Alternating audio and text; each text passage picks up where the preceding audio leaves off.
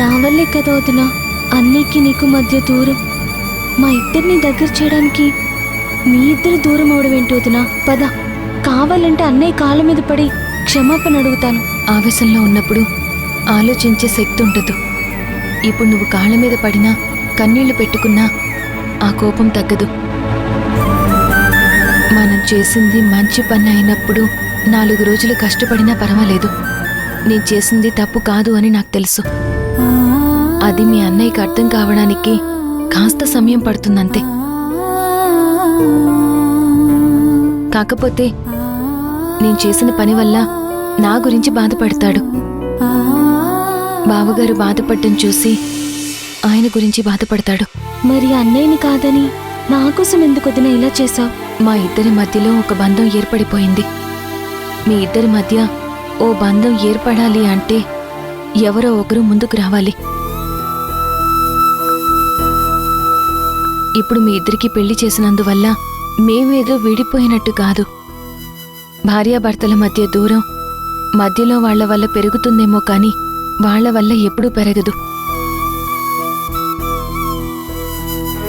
భర్తలో సగం భార్య అంటారు. తనలో నేను సగం అన్నప్పుడు నా గురించి ఆలోచించడా? నా ఆకలి తనకి గుర్తురాదా? నేను చేసింది తప్పా కాదా అని ఆలోచించడా? అన్నీ జరుగుతాయి. భార్యాభర్తల బంధం అంటేనే అది. మర్చిపోవాలంటే మర్చిపోవడానికి, దూరం చేసుకోవాలంటే దూరం కావడానికి ఆ 3 ముళ్లతో కట్టిపడేసింది ఒకరిని కాదు, ఇద్దరిని.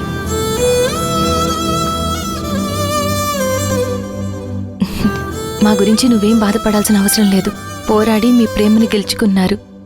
భార్యాభర్తలుగా మీ ఇద్దరు సంతోషంగా ఉంటే అదే చాలు. మీరు వెళ్ళి తినండి, నేను తర్వాత తింటాను. వెళ్ళండి.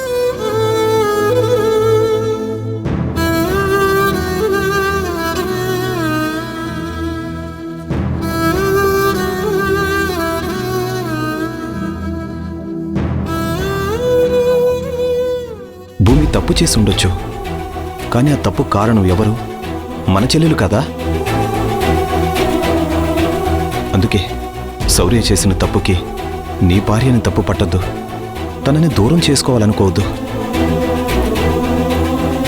అక్కడున్నది నీ భార్య మన చెల్లెలు కాబట్టే ఆగాను. ఏం మాట్లాడకుండా మౌనంగా ఉన్నాను. వద్దు అనుకున్న వాళ్ళని భరిస్తున్నాను. ప్రాణంగా పెంచుకున్న చెల్లిరా, కొద్ది రోజులు భరించలేవా? నా మాట విను, వాళ్ళ గురించి ఆలోచించొద్దు. నువ్వు ప్రశాంతంగా ఉండు. జరిగేది జరుగుతుంది. నిదానంగా ఏం చేయాలనేది మనం ఆలోచిద్దాం.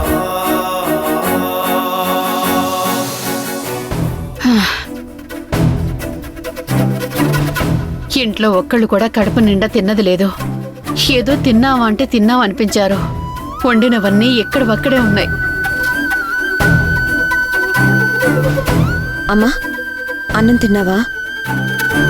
ఆకలి ఎక్కడేస్తుంది? గోడ ఉతల మనమున్నాం, గోడ ఉతల బిడ్డుంది. అది తిండి తిందో లేదో ఎలా ఉందో తెలీదు. సరే, అది చేసింది తప్పే కావచ్చు, కానీ దాన్ని ఎలా చూసుకున్నామో, ఎలా పెంచుకున్నామో. అలాంటిది ఈరోజు తిండి తిప్ప లేకుండా, కనీసం పైకప్పు లేకుండా ఆ గదిలో పడుంది. ఇంతవరకు కనీసం అది పెళ్లి చీర కూడా మార్చుకున్నట్టు లేదు.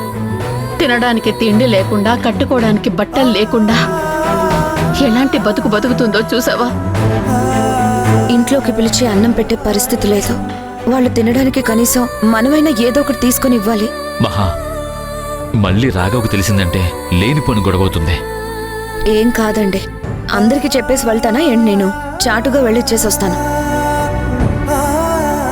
ఒకవేళ వాడికి తెలిసిందంటే నీ మీద కోప్పడతాడేమోనే.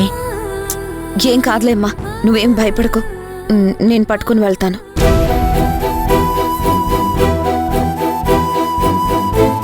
ఇదిగో స్పూన్ పట్టుకెళ్ళు. నేను వెళ్ళిచ్చేసి వస్తాను.